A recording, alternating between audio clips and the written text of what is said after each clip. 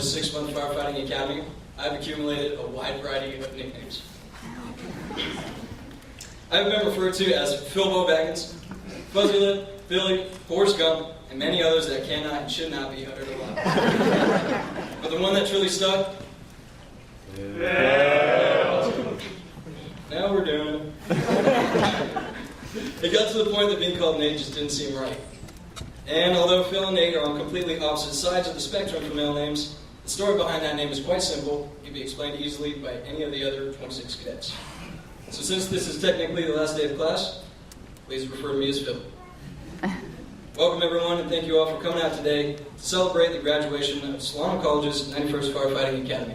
Let's give us all a round of applause.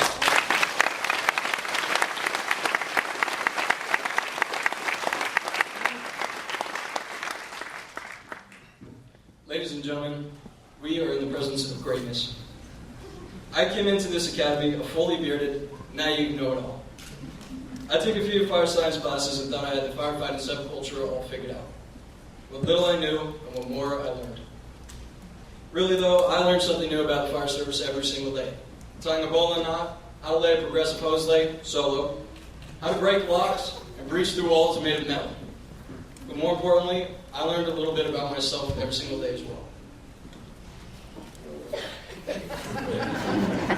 Honestly, I knew the importance behind respect and discipline. This academy taught me the importance of applying respect and discipline. Sure, we may all think we look great with long flowing beards, but the rule is we have to be clean shaven, so we respected it. And sure, class started at 07:30 a.m. every morning, but we were disciplined enough to get there even earlier.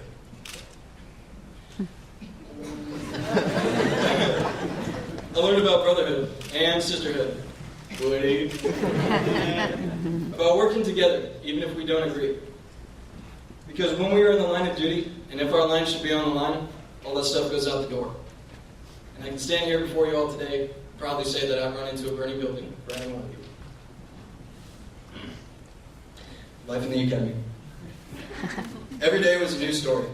The laughs countless, the smiles continuous, a hardship rigorous, copious amounts of sweat, 6 months that I'll never forget.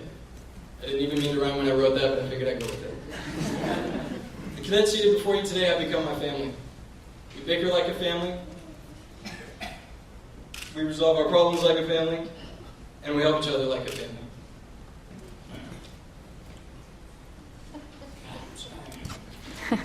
School business or personal life issues, I can share it all and know that I will receive honest and direct advice. Let's just say these guys know me very, very well. And although we started as complete strangers, we all have a common goal and a common passion that ties us together. We spent over 800 hours together, and stories and shenanigans are endless. I wish I could tell you a story about every single cadet, and I could, but I have a time limit on this speech, so some highlights will have to suffice. Derek, diving head first in the Tulare drill, and making exactly 10 minutes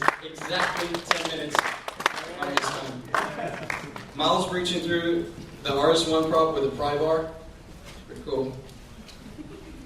Dusty smashing the forceful entry tool with one swing. The hilarious road trips every morning and afternoon to school and home with McLovin and Channel. But I have to stop there.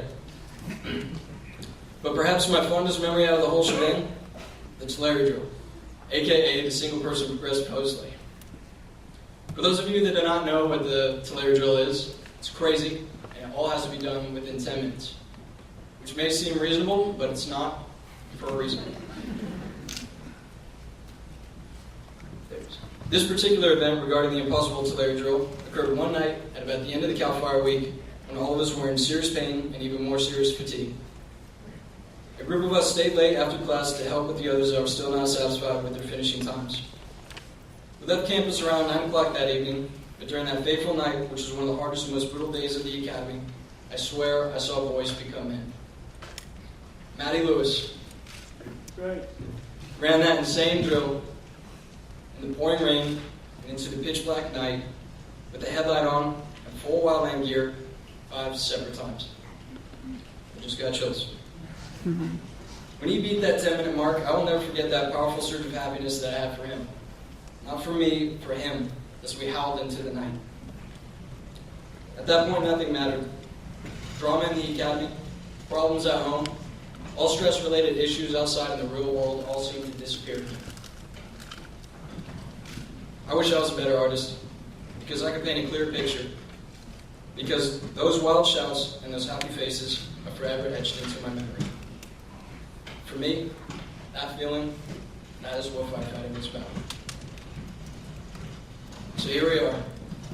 We now have the certifications to back our claims of understanding the fire service. But this entire academy has been a turning point in my own understanding of what it means to be a part of something extraordinary. We've all grown very close during these last 6 months. Some of you will go on your separate ways, and some I may have the pleasure to see often. But no, either way, you will always be remembered. I wish you all the very best luck in your future careers. Keep me posted if anything comes up. In conclusion, some words of wisdom. Mama always said life is like a box of chocolates. I don't know what you're going to get.